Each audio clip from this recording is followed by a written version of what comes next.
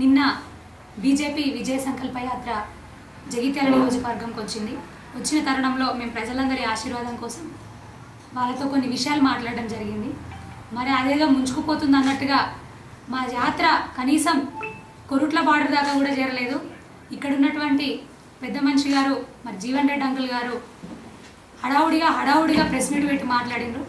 అక్కడే అర్థమవుతుంది మా విజయం తథ్యమని, మీ ఓటమి ఖాయమని.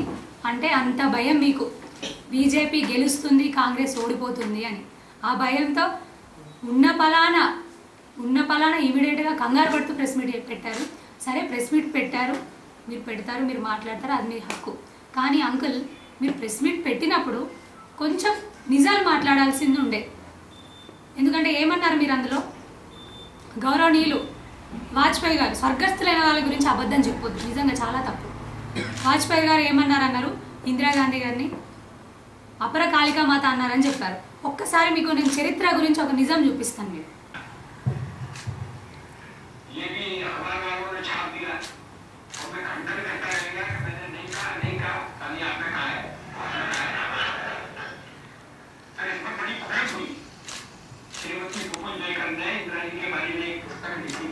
और उस पुस्तक में वो स्पष्ट नहीं करना चाहती थी कि वाजपेयी ने इजराइल को धोखा कराया।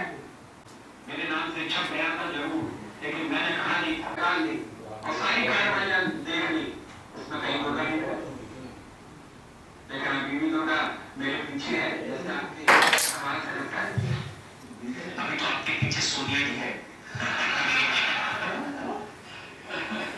ఇచ్చిన షోలో స్వయాన వాజ్పేయిజీయే ఈ విషయాన్ని స్పష్టం చేయడం జరిగింది, నేను అనలేదు అని. ఇదంతా ఒక పుకారు, ఒక పుస్తకంలో రాసిన పుకారు అంతే తప్ప అనలేదు అని. సరే అన్నారు అనుకోండి, గౌరవంతో అంటారు. ఒక మహిళకి ఇచ్చిన గౌరవం దేవతతో పోలుస్తున్నారండి. అది మా బీజేపీ పెద్దల గౌరవం, సంస్కారం. మరి ఇంకొక వీడియో చూపిస్తాను, చరిత్ర వీడియో. మీ నాయకులను సోనియా గాంధీ గారిని ఏమన్నారో ఒక్కసారి చూడండి.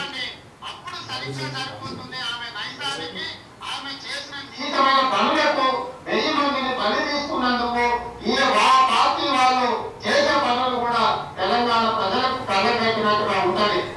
ప్రతిరోజు కాంగ్రెస్ పార్టీ అడుగుతున్న సోనియా గాంధీ గారిని బలిదేవత అన్నారు. సోనియా గాంధీ గారిని బలిదేవత అన్నారు. అంటే మీ వాళ్ళకున్న సంస్కారం అది, మీ కాంగ్రెస్ వాళ్ళకున్న సంస్కారం అది, మా బీజేపీ వాళ్ళకున్న సంస్కారం ఇది. మహిళల్ని దేవతతో పోలుస్తున్నాం. అంటే మీ పార్టీలో మీ వాళ్ళకి ఇచ్చుకునే సంస్కారమే లేదు మహిళలకి, ఇంకా మీరు వేరే వాళ్ళకి ఏం సంస్కారం ఇస్తారు? వేరే మహిళలకు, సామాన్య ప్రజానిక మహిళలకు ఏం సంస్కారం ఇస్తారు? అదొక్కసారి దయచేసి గుర్తుంచుకొని మాట్లాడాలి మాట్లాడే ముందు.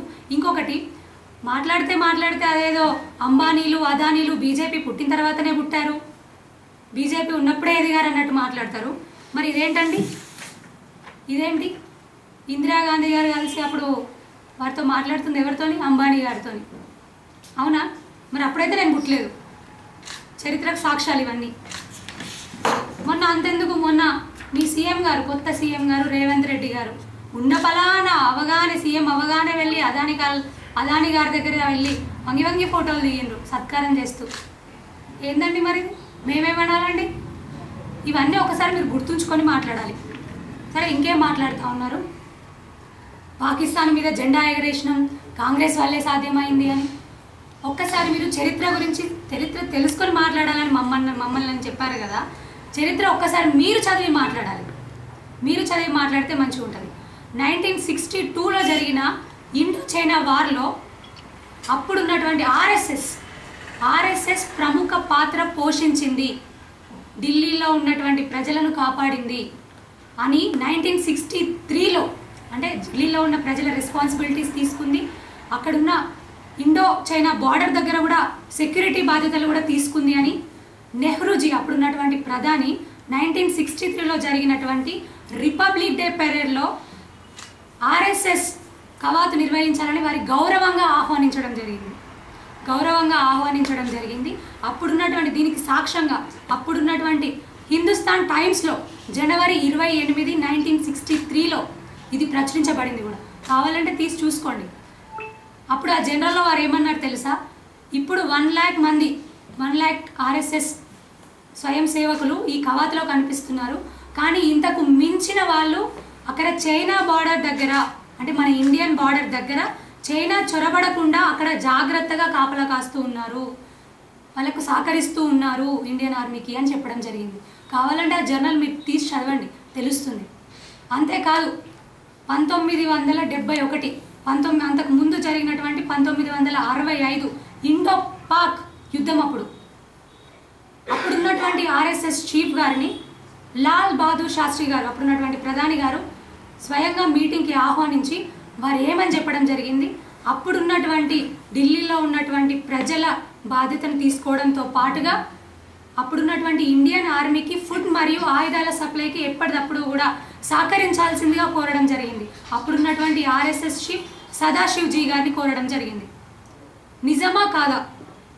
అలాగే ఆ తర్వాత జరిగిన 1971 ఇండో పాక్ యుద్ధం అప్పుడు కూడా ఆర్ఎస్ఎస్ కీలక పాత్ర పోషించింది అని ప్రతి ఒక్క చరిత్ర పుటల్లో నిలిచిపోయింది. ఆర్ఎస్ఎస్ అంటే రాష్ట్రీయ స్వయం సేవక్ మాత్రమే కాదు, రిజర్వ్డ్ ఫర్ సెల్ఫిష్లెస్ సర్వీసెస్.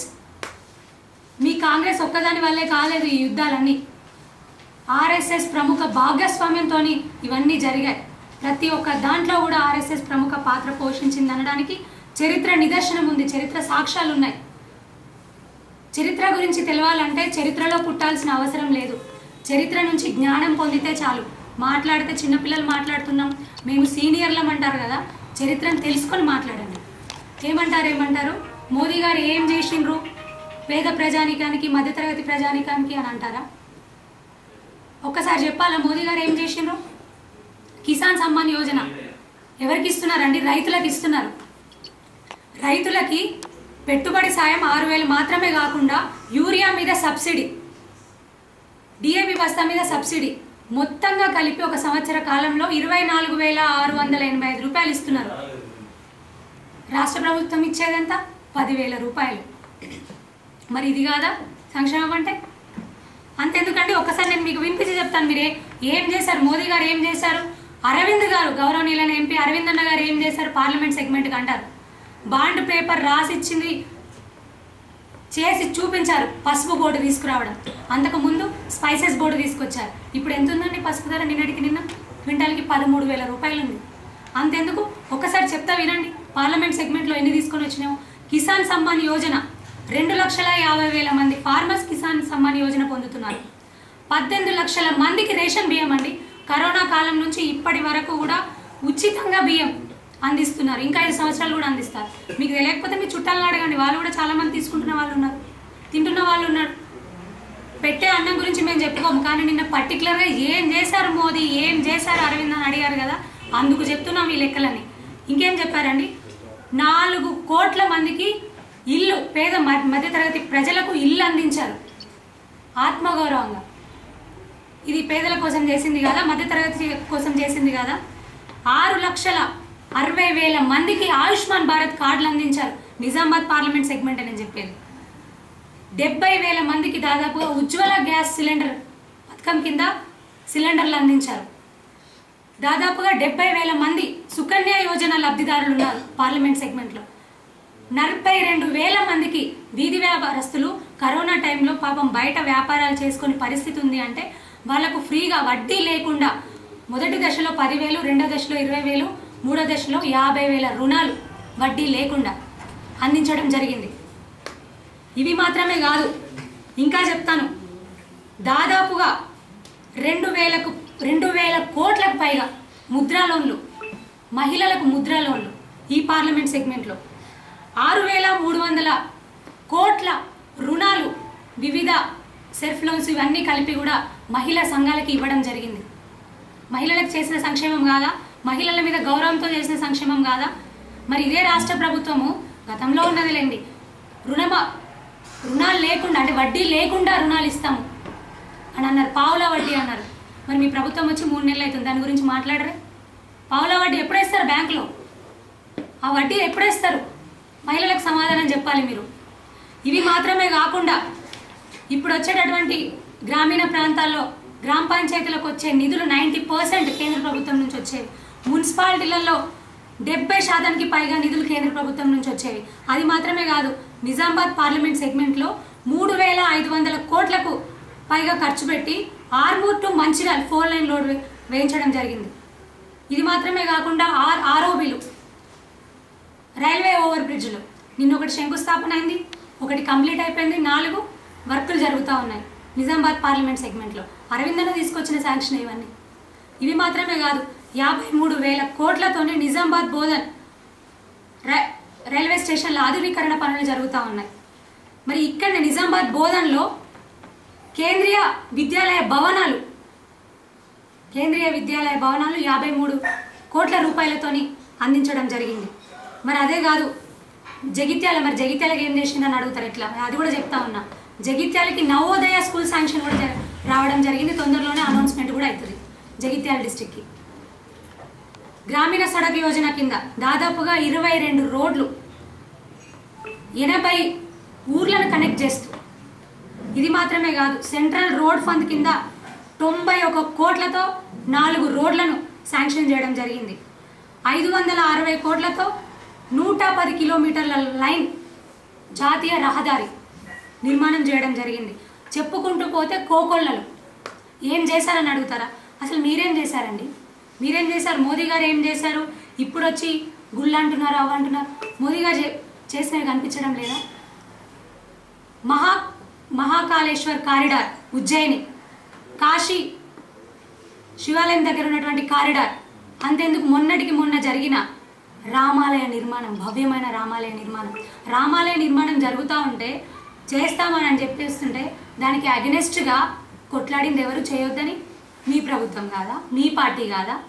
ఇప్పుడు వచ్చి మాట్లాడుతున్నారు. అంతెందుకు రామాలయం ఓపెనింగ్ చేస్తూ ఉంటే అన్ని పార్టీలను ఆహ్వానించినట్టు మిమ్మల్ని కూడా ఆహ్వానిస్తే మీ సోనియా గాంధీ గారు, మీ పెద్దలందరూ కలిసి ఏం చేసిండ్రు? బైకాట్ చేస్తారా రామ మందిర దర్శనాన్ని?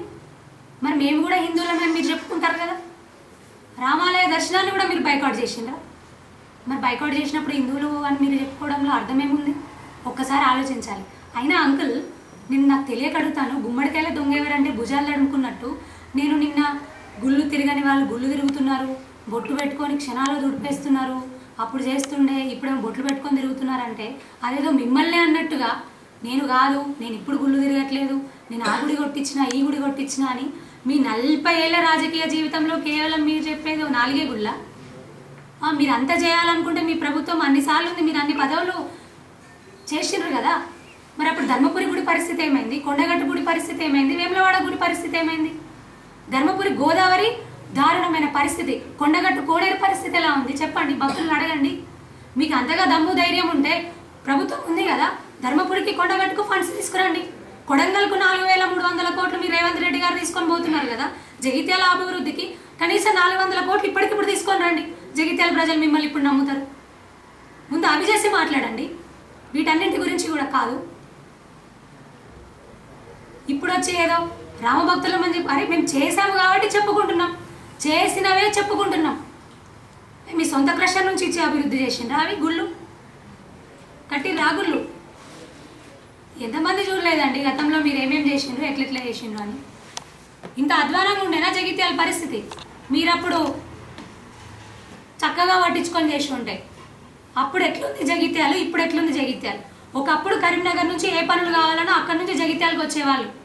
మీరు నిజంగా పట్టించుకొని అప్పుడే మన పట్టణాన్ని ఎక్స్టెండ్ చేసి ఉంటే అమృత్ స్కీమ్ కేంద్ర ప్రభుత్వం ఇస్తున్న నిధులు వాడుకొని కరీంనగర్ కంటే ముందే మన జగిత్యాలే వాడుకొని ఒక స్మార్ట్ సిటీగా జగిత్యాలే అయ్యే ఉండే. ఇప్పుడు వచ్చి మాట్లాడుతున్నారు. అయినా అంకుల్, నేను కోరుకుంటాను లేండి మీకు ఎంపీ టికెట్ రావాలని, కానీ జగిత్యాల ప్రజలు ఒక్కటి ఆలోచించాలి. గతంలో కరీంనగర్ ఎంపీగా జీవన్ రెడ్డి అంకుల్ గారు పోటీ చేసినప్పుడు ఓడిపోయారు. ఓడిపోగానే ఏమైంది? అప్పుడున్నటువంటి సీఎం రాజశేఖర్ రెడ్డి గారు ఇమ్మీడియట్గా పిలిచి మంత్రి పదవి ఇచ్చింది.